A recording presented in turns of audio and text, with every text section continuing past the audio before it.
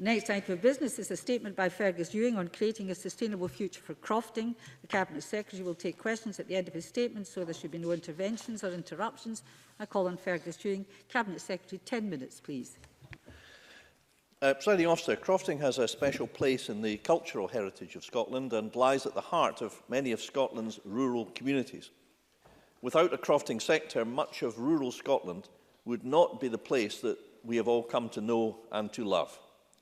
I'm pleased to say that crofting continues to contribute towards the sustainability of remote and rural communities. I believe that this is in part as a result of the support and attention that the Scottish Government and its predecessors have provided now and in the past. And obviously credit goes primarily to the crofters themselves. In October last year, I gave a speech at the Scottish Crofting Federation's Celebrating the Spirit of Crofting event, where we celebrated the commitment, passion, determination and fortitude shown by a very special community of people of Scotland, and unique to Scotland, the crofting community. When I last addressed the Chamber on crofting over 2 years ago, I took heart from the fact that the Crofting Commission was moving on from some testing times that had been challenging for a number of crofting communities. Whilst the Crofting Commission has faced some challenges, I am pleased to report that work continues to be undertaken by the Commission staff and board to improve the way in which it undertakes its regulatory business. And we are already seeing the fruit of this work. Since 2018-19, the Commission's Residency and Land Use team has resolved 130 breaches of duty. 28% of those resulted in the crofter taking up residency or assigning their croft. And since March this year, we have seen an increase in the number of common grazings committees in office. The Commission and its board have set improvement of turnaround times as their top priority in the coming year. They are prioritising frontline regulatory staff and are developing plans about how to achieve this. For example, comprehensive information has been provided on the Commission's website to inform crofters before they decide how to frame their application of the kinds of issues that are likely to cause delay. The Commission has simplified its handling of general inquiries, reducing the typical response time from 10 weeks to less than 2. The next phase of its plans include providing more information online, reviewing the processes for contested cases, enhancing in-house IT systems, and engaging with Scottish Government colleagues to identify further opportunities for streamlining processes. In addition, the Commission has agreed to work with crofters and with HIE and the Land Commission in developing its thinking about long-term reform of crofting legislation. There have been a number of other positive developments in crofting, and I'd like to take this opportunity to update the Chamber on some of the successes that there have been over the past 2 years. I also want to use this occasion to set out how the Scottish Government plans to continue to improve the prospects for crofters and crofting communities. I'd like also to take the opportunity to update members on progress towards crofting legislative reform. Members will be aware of the work that has been done to date to assist in developing proposals for legislative change. Presiding Officer, I'm committed to continuing preparations for a crofting bill that garners consensus and cross-party support. Members of this Chamber can be assured that my officials continue to work on reform of crofting legislation. These changes, as I have said before, must be of benefit to crofters and crofting communities. It is important that the bill is focused, and I have therefore asked officials to work with stakeholders to identify 5 to 10 priority changes that they would like to see in legislation. Members of this Chamber and stakeholders alike can be reassured of my commitment to crofting legislative reform, and I look forward to our continuing combined efforts to achieve this aim. Given the uncertainties around Brexit and the impact that that may have on resources and parliamentary time, I'm not in a position to commit to the introduction of legislation in this parliamentary session, but the approach I have outlined will ensure that I will be in a position to do so if the opportunity arises. This government is also committed to supporting people to remain on and bring people back to the land, repeopling our remote and rural populations and sustaining our fragile Highlands and Islands communities. Crofting contributes towards the maintenance and enhancement of landscapes and habitats through low-impact, high-nature value agricultural activity in areas that would otherwise be neglected. So what has this government been doing to support crofting? In the last financial year alone, this government has approved and provided croft businesses with over £46 million. This is over a range of schemes, such as the BPS and Greening, LFAS, Agri-Environment Climate Scheme, Croft House Grant, Crofting Agricultural Grant Scheme, CAGS, and the Sheep and Beef Schemes. In addition to this 46 million, we have the Bull Stud Farm at Knocknagale in Inverness, which offers subsidised rates for crofters to hire health status bulls. We also provide crofters with subsidised veterinary support. Crofters can also access a bespoke subscription service provided by the Farm Advisory Service, which provides discounted fees for consultancy services. Over 2,000 crofters benefit from this subscription, accessing advice on animal husbandry, cropping, grassland production, and much more.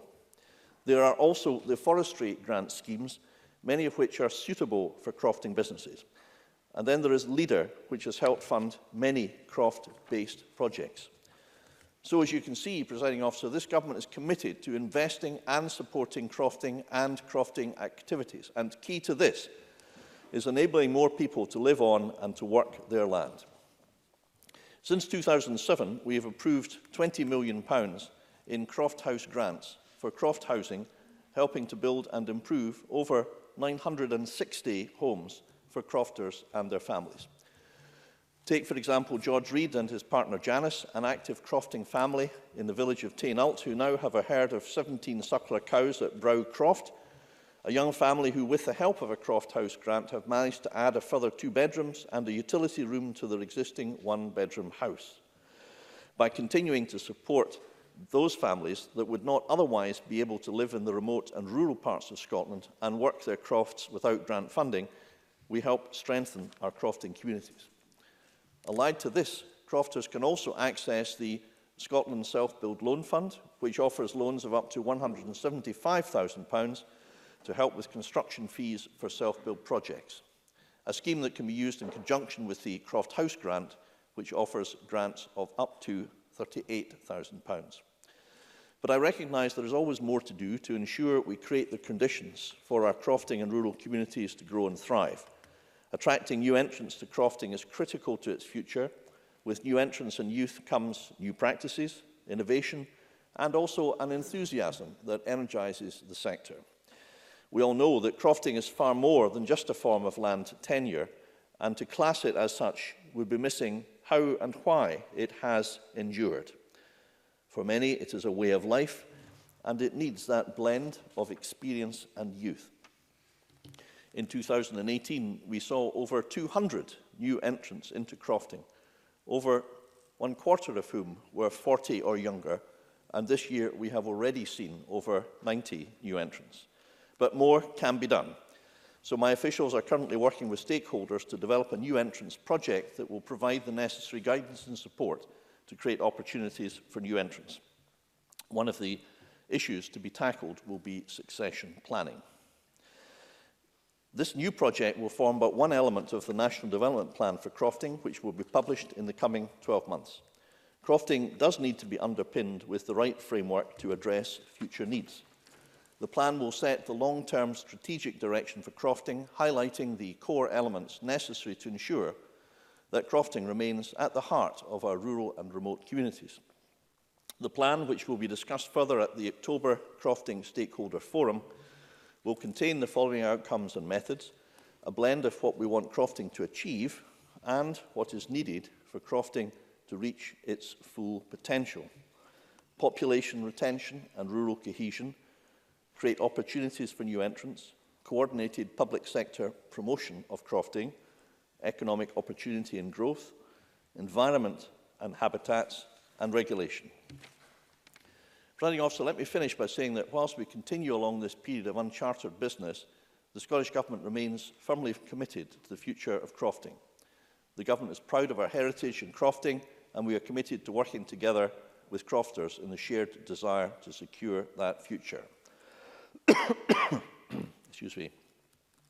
The key factor to the resilience and success of crofting is its people. We need to keep people on the land and support them to live productive and sustainable lives. Traditional crofting has a role to play in our ambition to re-people the Highlands and Islands. But it's also important to encourage modern approaches to crofting and the diversification into such things as renewable energy projects, tourism, woodland and beekeeping. Enabling innovative methods of working the land and utilising our landscape and natural environment will create sustainable crofting communities for future generations. Thank you, Cabinet Secretary. The Cabinet Secretary will now take questions on the issues raised in his statement. Can I ask those members who wish to ask a question to press the request to speak buttons now? Call on Peter Chapman, followed by Colin Smith. Mr Chapman. I thank you, Deputy Presiding Officer, and I register an interest as a partner in a farming business. And I thank the Cabinet Secretary for prior sight of his statement. But let's be very clear. This is an extremely disappointing statement from the Cabinet Secretary today. Once again, a bill which has been promised on numerous occasions has been ditched. The 2013 Crofting Law Sump Group's report highlighted the need for legislative reform way back in 2013. The SNP promised to bring forward new legislation on crofting in their 2016 manifesto and again in last year's programme for government. And in 2017, the REC Committee undertook a comprehensive examination of all laws surrounding crofting and recommended that there is a need to move away from the piecemeal process of legislative development and bring forward a comprehensive bill. The committee recommended that the passage of the bill be completed comfortably before the end of the current parliamentary session. It is clear this cannot now happen. This SNP government is clearly not complying with the recommendations of the committee or the needs of the crofting communities. Can the Cabinet Secretary explain this complete dereliction of duty? Cabinet Secretary. I reject the approach Mr Chapman takes. I'm disappointed by it because, as Mr Chapman knows, that we undertook a consultation about what sort of crofting reform would receive support. And there was no clear majority for the comprehensive approach he described. And therefore, we elected to proceed to move forward with legislative reform, which would improve everyday and practical matters. And we've worked with stakeholders, and I think across the party, with that in view. Presiding Officer, the situation is stark and it's clear. The Brexit policy, pursued by the Conservative government in the UK, has demanded that we spend our parliamentary time on the agenda of the London Parliament against the wishes of Scotland. There are two pieces of primary legislation, the Rural Support Bill and the Continuity Bill. Neither of these bills would be required if the Tories dropped their Brexit plans, which did not command the support of Scotland. In addition, there are 71 EU exit SIs that have been or are expected to be notified to the RED Committee by the end of this year. 25 EU exit SSIs have been completed or expected to be made. At March this year, 500 full-time equivalent staff were involved with Brexit-related activity across the Scottish Government. Presiding Officer, if the Tory government in London abandon their Brexit obsession, then of course there will be time for us to proceed with Scotland's agenda, including crofting reform. Colin Smith. Thank you, Presiding Officer, and can I thank the Cabinet Secretary of advance sight of his statement. Presiding Officer, 2 years ago, the programme for government stated, and I quote, "We will consult on and develop proposals to reform crofting law." A year ago, the programme for government also stated, and again I quote, "We will take forward work on a crofting bill and publish a national development plan for crofting." And just 6 months ago, at the Rural Economy Committee, the Cabinet Secretary said, and again I quote, "I am committed to seeking to introduce a crofting bill in sufficient time for it to be passed before the end of the session." That commitment remains. Does the Cabinet Secretary not accept that the failure to deliver on that commitment in the timescale that he pledged will be viewed as a broken promise by the crofting community? Now, in his statement, the Cabinet Secretary states that he has asked officials to work with stakeholders to identify 5 to 10 priority changes they would like to see. but the Sump report identified 57 issues with Crofting law that need addressed. 17 of these were identified as high priority and 9 were classed as urgent. Can the Cabinet Secretary confirm then, at the very least, the 9 urgent issues will be dealt with in any Crofting bill he brings forward, and when will the Government address the many other issues that were identified in that report? Cabinet Secretary. Well, I would point out that the pledge that we made to consult on proposals for Crofting legislative form was a pledge that was implemented. We carried out that pledge. We obtained the outcome of that consultation, and that consultation indicated a lack of a clear majority for the comprehensive reform that some advocated. Given that that's the case, and given that we are a profoundly democratic party and government, we felt that in the absence of a clear majority for that approach, we should not foist that approach on the Crofting communities, and rather we sought and are still proceeding with an alternative approach, which is to identify practical and everyday measures which can improve Crofting law. And indeed, we have made some progress towards that on a number of fronts, working with key stakeholders.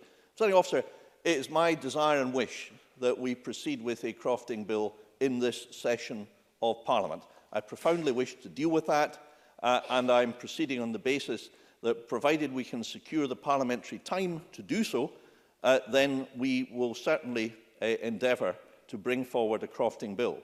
But the hidden casualties of Brexit, particularly a no-deal Brexit, which commands so much of our time, are people like crofters, because we have had no choice but to hope for the best, but prepare for the worst. Indeed, the Conservatives and others are the very first to demand that we spend our time doing that.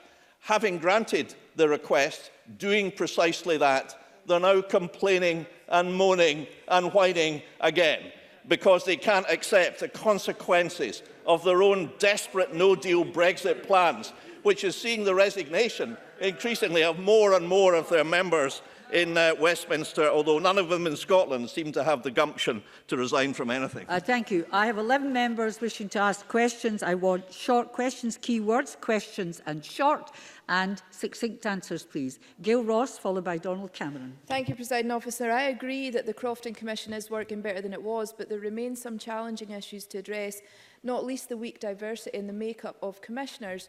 So we need a commission board which is more representative of crofters themselves. What's the Scottish Government doing to address this ahead of the next elections to the board? Cabinet Secretary. Yes, well, Gail Ross does make a valid point, and it's a point that we have raised with and working with the Crofting Commission. Of course, the direct election of the commissioners is a matter for people to decide whom to vote for, but we are certainly working hard with the Commission so that we encourage that more females and more young people are involved in their work. Donald Cameron, followed by Angus MacDonald. Thank you. Can I refer to Crofting in my register of interest? Can I ask the Cabinet Secretary about a serious day-to-day issue facing crofters, namely the damage done by geese? Speaking to crofters on the US last week, they told me the population of wild geese continues to swell on the islands with severe consequences for their livelihoods. In the light of their desperation, what action is the government taking to reduce the geese population? Thank you, Mr Cameron. Cabinet Secretary. Well, I fully accept that this is a very serious matter. It's a long-standing matter. I myself have visited Isla with Mr Russell constituency MSP a couple of years ago, and this was one of the topics that was raised with me, as it has been raised subsequently. I know it's of serious concern to a number of farmers and crofters. I know also that the Scottish Natural Heritage have had, I believe, de facto responsibility for coming up with a scheme in respect of the management of geese. I know that many crofters and farmers feel that the support that exists is not sufficient, and they would argue for more. Of course, I'm not handling this particular matter myself, as Mr Cameron is available, but I'm very happy to hear further more detailed representations, should he wish to make them to me and to my colleague Rosanna Cunningham, who I believe has the portfolio responsibility for this matter. Angus MacDonald, followed by Rhoda Grant. I refer the Chamber to my register of interests on a non-domestic property in the Western Isles. So, hailing from the Isle of Lewis, I've seen it first hand over the decades, the gradual decline in livestock numbers on the hills and on the common grazings in the Outer Hebrides. Now, in a statement, the Cabinet Secretary mentioned the impact of Brexit on legislation. So, can you advise the Chamber how else is the prospect of Brexit likely to be felt by crofters? And with a view to seeing more livestock on the hill, is there any more clarity and certainty around future funding, for example? I think we're losing the definition short in the middle of all this. We'll come back to it. Cabinet Secretary. Well, I think farmers and crofters are really amongst those who are likely most to be impacted should the disaster of a no-deal Brexit proceed. In a number of respects, the loss of market for lamb, the uncertainty about future funding, in fact, all assurances from the UK about future funding would come to an end upon a general election, as opposed to the 7 yearly programmes with which we're used in the EU. I have, of course, made arrangements for a loan scheme to be administered. It is being administered. 95% of farmers and crofters will be entitled in most cases to receive 95% of their money. And we have so arranged the scheme that the payment should be in their hands, presiding officer, if they return the form quickly in the first week in October or thereabouts, prior to a no-deal Brexit taking place. I think that's a very practical step and one I think will be appreciated. It's what we can do with our devolved powers, but there are some things we can't really mitigate for. The loss of trade, tariffs, people, the availability of people in rural Scotland. These are all very, very serious concerns to Mr MacDonald's constituents. Rhoda Grant, followed by John Finney. This statement's a blow for crofting. Legislation is required to put right the Scottish Government's mistakes in previous legislation, and these mistakes have been identified by the SUMP. They make it difficult to sell houses and settle estates, problems that cause distress and delay to crofters and do nothing to help with repopulation. Can I ask the Cabinet Secretary, when will he correct these errors? Cabinet Secretary. Well, the law reforms required are a matter of reforming the law, which has developed over a long period. And I agree that that work needs to be done, which is why I'm committed to bringing forward legislation if I possibly can, and if there's the time to do so. I cannot magic up the time that is consumed by Brexit. I would have thought that Ms Grant would appreciate and accept that. But I would with respect point out to her and all the other members that I'm proud of the fact that we are supporting crofters, as I said in my statement, to the tune of £46 million a year, with CAG's grants, with 960 homes getting grants for new housing, with the Bull Hire Scheme, with advice of all sorts, with support under the various CAP schemes. That's the real day-to-day, bread and butter, practical work. That's being done every day by this government and our hard-working officials all throughout Scotland, and I would have thought most members would see that as a good thing. John Finney, followed by Mike Rumbles. Thank you, President Officer. Thank the Cabinet Secretary for early sight. I agree with him on the repeopling and the population retention. A practical and everyday measure for that would be the more support for the Croft House grant scheme. I await a letter. I've written a positive response from the Cabinet Secretary on that. Cabinet Secretary, in the question of diversity in beekeeping, for instance, which is very positive and there's opportunities there, the Scottish Government undertook, after having declared a climate emergency, to examine all their policies. Can you say what that examination of crofting policies has shown so far, please? Cabinet Secretary. Well, we have done substantial work, and as I set out in my statement, we will continue that work with the stakeholders committee and others, and it's an ongoing process. And I was pleased the member believes that the Croft House grant scheme is making a positive impact, and I'm grateful for his positive approach today. And I've got testimonials here from individual couples throughout Scotland who have benefited from this. This is a great scheme. 960 people or families have benefited since 2007 with £20 million. I think that's a marvellous thing to do, and I, as Cabinet Secretary, in conclusion, Presiding Officer, have been absolutely determined to do as much as we can to help people, particularly young people, have a croft, have a stake, have a place, have a home, have a croft in their own country. Mike Rumbles, followed by Alistair Allen. Why has the Cabinet Secretary taken 2.5 years since this Parliament's cross-party Rural Committee's report to him saying that we need a comprehensive bill in this session, to announce that he has only now asked officials to identify priorities for legislation? Only now? Cabinet Secretary. Well, first of all, I think Mr Rumbles and I may disagree about the general approach to be taken, but I'm confident that, first of all, after the committee's work, we did carry out a consultation. That took some time. We took views. The views resulted in the conclusion that there was no majority for that comprehensive approach at this stage, and therefore we determined to proceed in two phases. In phase one, with a series of practical, everyday measures which can improve and in some cases amend law which is suboptimal, and that's in phase one. And we agreed that in phase two, which would take place after the next election, in the next session of Parliament, consideration can be given to fundamental reform. Presiding Officer, officials have been working very hard with stakeholders and others on a series of issues such as standard securities, extended powers to the Keeper of Registers of Scotland, landlords of vacant crofts and deemed crofts. I just say that because a lot of work has been done to advance this, and I believe that we are fairly far down the road, so that we're not far off being able to instruct parliamentary draftsmen. But the trouble is, the parliamentary draftsmen are wholly engaged in carrying out the work for Brexit and Brexit bills.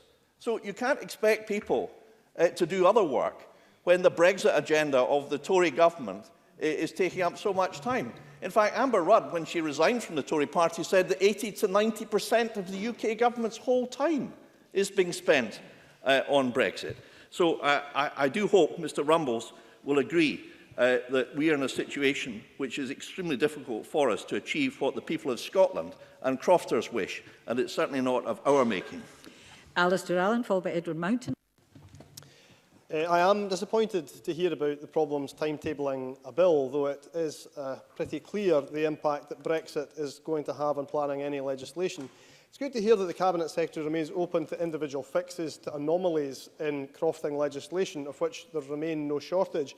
Can he say more about what those specific fixes might be? Cabinet Secretary. Well, yes, some of the areas that would be covered would be to allow the keeper the means to correct the crofting register where an error is clear and straightforward without having to go through the current rectification process, to provide the Commission with the power to grant owner-occupier status to landlords of vacant crofts. Common grazing shares and apportionments are deemed to be crofts to ensure crofting legislation continues to apply to the rights. There's a whole series of other issues which we and stakeholders, I think, by and large felt should be dealt with in phase two. I can provide more information to any member that so wishes me to provide it, but we remain determined, if we have the opportunity in this session of Parliament to bring forward the bill which would deal with a relatively small number of issues as agreed with stakeholders in order to achieve the reform that everybody wishes. Edward Mountain, followed by Ronan Mackay, who must be brief.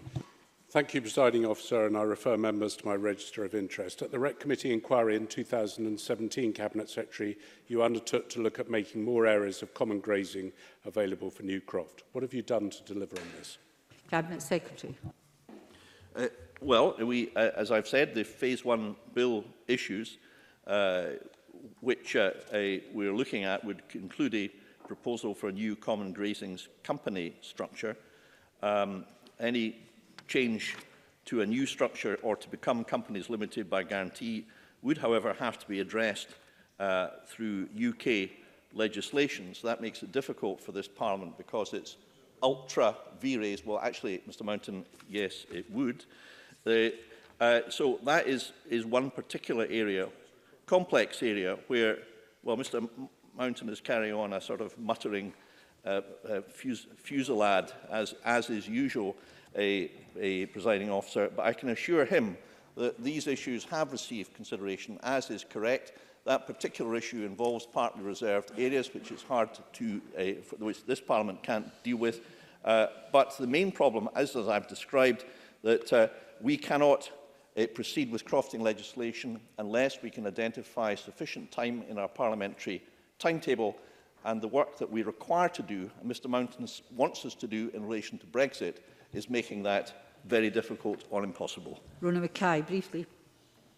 Presiding Officer, it's been suggested that the budget for Croft House grants might be better utilised by being integrated into local housing strategies. Is that an approach for the future you would support? Cabinet Secretary. I'm sorry, I didn't hear that. Could the member rephrase? Well, that's for me to ask the member, but I will ask the member. Would you repeat it, please? It's been suggested that the budget for Croft House grants might be better utilised by being integrated into local housing strategies. Is that an approach for the future you'd support? Cabinet Secretary. Well, it is an approach, but I do think that the current approach has served crofters well. We have a number of testimonials from individuals. I've visited individuals who have received grants and who've been able to set up at home in the Western Isles or in the Highlands, and that's a good thing. So I think it's a fairly simple, swift and effective system, Presiding Officer, but of course we're always ready to look at other approaches to see if they offer potential for improvement.